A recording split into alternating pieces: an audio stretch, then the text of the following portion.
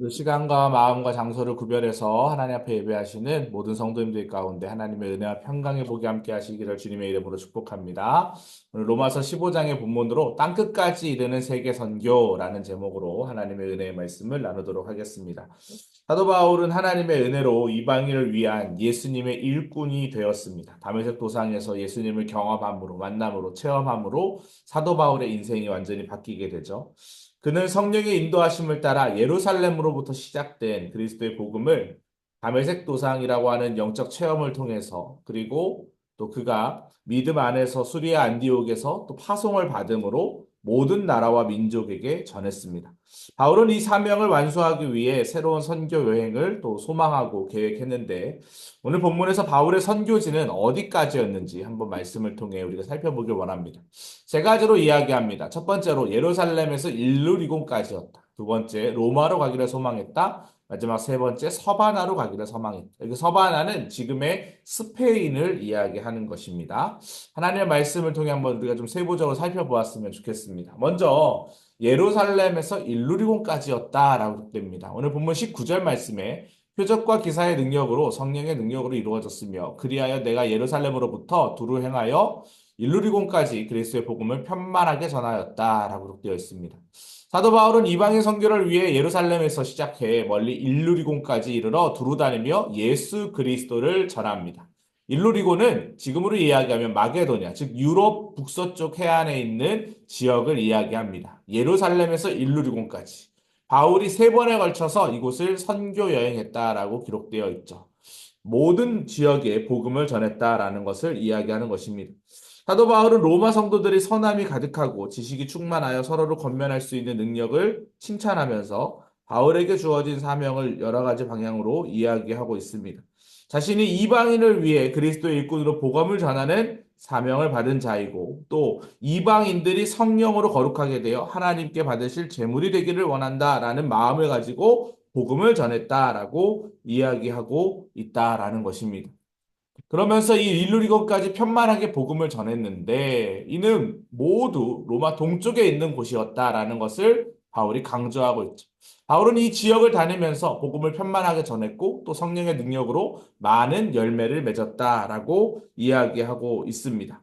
예루살렘에서 일루리건까지 복음을 충실히 전하면서 또 모든 사역의 성과가 하나님의 은혜였고 하나님의 능력이었다라는 것도 오늘 본문을 통해 강조하고 있습니다. 그러므로 우리가 자랑할 것이 없고 하나님이 이루어진 사역에 감사해야 한다라는 것을 늘 인정해야 한다라고 이야기하는 것이죠.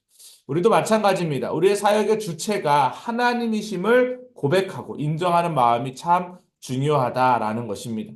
바울의 오늘 이 모습을 통해서 우리의 삶, 또 교회가 앞으로 어떠한 사명을 감당해야 되는지를 우리는 잘 알 수 있습니다. 사명을 편만하게 감당해야 합니다. 우리의 가정에서도 또 사업장에서도 우리 수많은 만남에서도 그 모든 것이 우리의 선교지임을 또 우리는 기억해야 합니다. 그 자리에서 복음을 전하는 일에 최선을 다하는 삶을 살아갈 때 하나님께서 그 영혼을 기쁘게 사용하실 줄 믿습니다. 이러한 은혜가 우리 충성교구의 모든 성도님들 가운데 함께 하시기를 주님의 이름으로 간절히 축복합니다. 계속해서 바울은 로마에 가기를 소망했다라고 되어 있는데 그러므로 또한 내가 너희에게 가려 하던 것이 여러 번 막혔다. 이게 무슨 말입니까? 로마 교회에 방문하고 싶었는데 여러 가지 상황이 생겨서 그곳에 가지 못했다라는 것을 강조하고 있는 거죠. 사도 바울은 그리스도의 이름이 알려진 곳에서는 복음을 전하지 않으려 했다고 말했습니다. 이는 남이 닦아놓은 터전에 집을 짓는 행위였기 때문에 그렇게 생각했다라는 것이죠. 때문에 바울은 로마에는 이미 복음이 전해져 있고 믿는 사람들이 그 당시에 있었죠. 디아스포라들이 흩어져서 로마 교회가 이미 있었습니다. 즉 로마 교회는 바울이 개척한 교회가 아닙니다. 그래서 바울은 서바나로 향하는 길, 즉 지금의 스페인으로 향하는 길에 로마 교회에 들려서 성도들과 교제를 나누고 선교 사역에 도움을 받기를 원한다라고 이 편지에 그런 내용을 지금 쓰고 있는 것이죠. 복음을 전한 지역이 아닌 새로운 지역에서 복음을 전하고자 하는 열망이 바울에게는 늘 있었습니다. 그래서 늘 바울은 복음이 전해지지 않는 곳으로 가는 것이 바울의 소망이었습니다. 그것이 오늘 성경에서는 서바나라고 하는 곳으로 알려진 스페인 땅입니다. 그는 복음이 온 세상에 전해지기를 소망하며 그 사명을 성실히 감당하고자 노력하고 있는 것이죠. 바울은 오랫동안 로마에 방문하려고 여러 번 애를 썼지만 오늘 말씀에 있는 것처럼 그 길이 막혔습니다. 오히려 성령은 그를 예루살렘으로 인도했죠. 그래서 바울은 마게도냐와 아가야에서 모은 구제금을 예루살렘 교회에 전달하기 위해 로마와 반대 방향으로 가야 했습니다. 바울은 결국 그 전도 여행을 떠나는 목적은 연보, 즉 헌금을 걷어서 지금 바울의 모 교회라고 할 수 있는 초대 예루살렘 교회의 그 헌금을 갖다 주는 것으로 이제 사도행전의 이야기가 흘러갑니다. 결국 이 바울이 머물고 있는 이 고린도에서 로마로 가고자 해서 로마서를 썼는데 결국 반대 방향인 예루살렘으로 다시 돌아와야 하는 그런 상황이 되었다라는 것을 성경이 이야기하고 있다라는 것입니다. 바울은 로마의 성도들과 교제를 통해 힘을 얻기를 원했고 또 복음 전파의 사명이 계속 있기를 원했습니다. 하지만 그렇게 하지 못하고 예루살렘으로 돌아가서 구제 헌금을 전달했다라는 것을 이야기합니다. 성령의 인도를 받아 예루살렘에 도착한 바울은 결국 어떻게 됩니까? 사도행전에 보면 사실 바울은 돌아가면 붙잡힐 것이라는 것을 알고 있었습니다. 하지만 그가 맡겨진 사명, 이 연보, 헌금을 초대 예루살렘 교회에 전달하고자 하는 그 마음으로 갔기 때문에 붙잡히고 핍박을 받게 되었죠. 근데 결과적으로는 어떻게 되는 거예요? 죄인의 신분이었지만 우리가 앞에서 이미 살펴본 것처럼 결국엔 로마로 가게 됩니다. 그가 꿈꿔왔던 로마로 가게 된다라는 것이죠. 이를 통해 우리가 알 수 있는 것이 무엇입니까? 바울이 원래 처음부터 계획했던 대로 로마로 갔다면 이라고 하는 전제를 우리가 붙일 수도 있겠지만 그것은 하나님의 뜻은 아니었습니다. 하지만 바울이 하나님의 뜻에 따라서 예루살렘으로 돌아왔고 결국 그곳에서 핍박을 좀 당했지만 궁극적으로는 그가 꿈꾸었던 곳 로마로 가게 되었다라는 것이죠. 우리도 내 생각과 뜻대로 안 될 때가 있습니다. 하지만 이럴 때 성령의 인도하심을 따르게 되면 거룩한 소망을 이루게 될 줄 믿습니다. 이것이 오늘 두 번째 본문이 우리에게 주는 모습입니다. 하나님께서 우리에게 주시는 마음을 가지고 있을 때 내 뜻과 하나님의 뜻이 다르다 할지라도 우리가 인내하면서 잘 그 길을 지켜가면 거룩한 소망의 길로 우리의 삶을 하나님이 이끌어 가실 줄 믿습니다. 그러면서 바울에게는 꿈이 하나 있었는데 아까 전에 말씀드린 대로 가보지 않은 곳으로 가서 복음을 전하고자 하는 꿈이 있었습니다. 그 땅이 바로 오늘 성경에서는 서바나라고 표현되어 있습니다. 그러므로 내가 이 일을 마치고 이 열매를 그들에게 확증한 후에 너희에게 들렀다가 서바나로 가는 로마를 거쳐서 서바나로 가기를 결정했다라고 기록되어 있죠. 바울은 예루살렘 교회 연보를 전하고 가난한 사람들을 돕는 일을 마친 이후에 다시 로마로 가겠다라고 말했습니다. 바울이 로마로 가려고 하는 이유는 명확했습니다. 로마 교회 성도들과 교제하기 위함도 있었지만 더 중요한 것은 서바나로 가기 위해서 로마로 가기로 했다라는 거예요. 서바나는 지중해 서쪽 끝에 있는 지금의 스페인을 이야기합니다. 그래서 땅 끝이 그 당시 사람들은 서바나라고 생각했어요.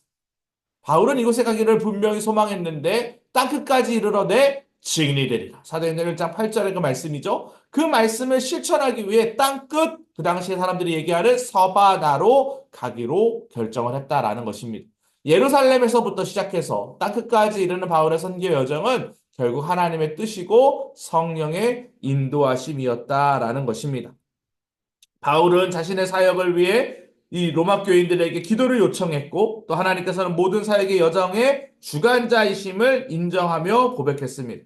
그러므로 우리가 이런 일을 함에 있어서 가장 중요한 것은 기도다라는 것입니다. 오늘 이 사명을 받은 곳이 어디입니까? 교회입니다. 우리 교회입니다. 또 우리 한 사람 한 사람입니다. 교회의 지체는 우리는 내 삶의 자리에서 복음 전파의 사명을 감당해야 될 줄 믿습니다. 오늘 로마서 15장의 말씀을 통해 우리는 바울의 사역과 선교 계획에 대한 이야기들을 살펴보았습니다. 바울은 복음의 전파의 열정을 가지고 새로운 지역으로 나아가기를 늘 소망했죠. 여러분 주변에도 복음 전해야 될 사람들 여전히 있지 않습니까? 우리가 119 전도 캠페인을 계속하고 있습니다. 이번에 다니엘 특세의 주제는 살리는 교회, 살아나는 교회입니다. 우리는 살리는 사명을 계속 감당해야 하는 사람입니다. 우리가 머물고 있는 자리에서 복음을 전해야 할 사람이 누구인지를 다시 한번 찾아보시기 바랍니다. 바울의 선교 여행을 통해서 우리는 알 수 있습니다. 바울은 복음 전함에 있어서의 그 열정이 식지 않았습니다. 미지의 땅에도 서바나 땅에도 복음 전하고 싶은 마음으로 나아가고 싶었습니다. 성경에 기록되어 있지 않지만 초대 교부들의 여러 가지 문헌에 보면 바울은 서바나 땅에 가서 복음을 전했다라고 기록하고 있습니다. 그가 꿈꾸었던 그 땅에 가서 복음을 전했다라는 것이죠. 하나님은 이러한 바울을 통해 세계 선교의 기반을 닦으셨고 또 우리도 마찬가지죠. 우리 교회가 품고 있는 5대양 6대주 선교사님들이 지금 사역하고 있는 그 나라들 그곳에 복음을 전하는 사명을 감당해야 합니다. 우리가 그 땅에 가지는 못하지만 보내는 선교사로 기도의 후원자로 우리가 날마다 맡겨진 사명을 감당해야 될 줄 믿습니다. 우리 충성교회 모든 성도님들이 이러한 사명자 되시기를 주님의 이름으로 간절히 축복합니다. 함께 기도했으면 좋겠습니다. 구원의 복음을 전하는, 날마다 전하는 믿음의 한 사람으로 우리를 사용하여 달라고 기도해 주시기 바랍니다. 또 우리 안양교회가 생명을 살리는 사명 끝까지 감당하게 해달라고 기도해 주시고요. 다니엘 특세를 위해서도 기도해 주시기 바랍니다. 주여 믿습니다 하시고 함께 기도하겠습니다. 주여 믿습니다. 사랑과 은혜가 풍성하신 하나님 감사를 드립니다. 하나님의 은혜로 오늘 우리가 이 자리에 함께 모여 예배할 수 있도록 인도하여 주시니 감사를 드립니다. 어떤 삶, 어떤 삶의 자리에서도 복음 전하는 일을 쉬지 않는 믿음의 사람들 될 수 있도록 주님 도우시고 인도하여 주시옵소서. 우리 가운데 일을 행하시는 여호와 하나님, 그 일을 성취하시는 하나님, 우리를 사용하여 주시고 복음의 파수꾼 되게 하여 주시옵소서. 주의 은혜로 채워지는 믿음의 한 사람 되기를 간절히 원하오니 주여 역사하여 주시옵소서. 하나님의 때에 믿음의 사람들로 온전히 세우실 것을 믿고 구하오니 함께하여 주시옵소서. 특별히 다니엘 특별 새벽 기도회를 기도로 준비하는 가운데 있습니다. 하나님 우리 충성교구의 모든 성도님들 은혜 받는 자리를 사모하는 마음으로 찾아 나와 기도하며 나아갈 때에 살리는 사역, 살아나는 사명 감당할 수 있도록 축복하여 주시옵소서. 하나님께서 그렇게 지켜 보호하여 줄 줄 믿사오며 예수 그리스도의 이름으로 기도합니다. 아멘. 이와 같은 은혜가 우리 모든 성도님들 가운데 함께 하시기를 주님의 이름으로 간절히 축복합니다.